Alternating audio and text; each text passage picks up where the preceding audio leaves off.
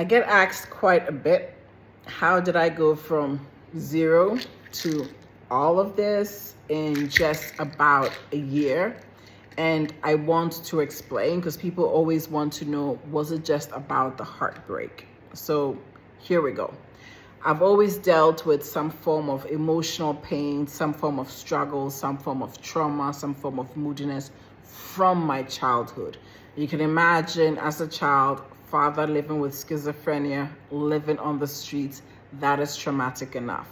But I've always had this ability and this resilience to cope, to manage no matter what I was going through in life. I was suppressing, I was resilient, I was just sort of managing through, but it was always there underneath the surface until this recent relationship.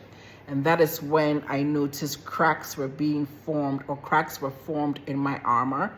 And this resilience that I had just wasn't the same anymore. I was more emotional. I was crying. I didn't have that capacity to hold things together as I used to.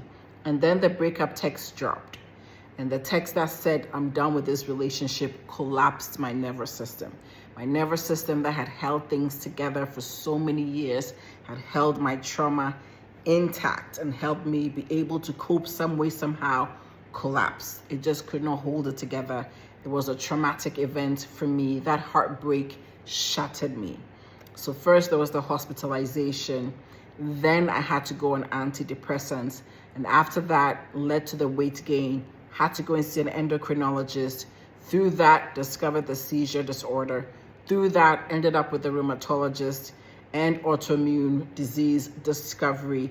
Through that, so many things have been discovered, all because my nervous system collapsed under the weight of this heartbreak. And that is why I speak about kindness. That heartbreak for me was the straw that broke the camel's back.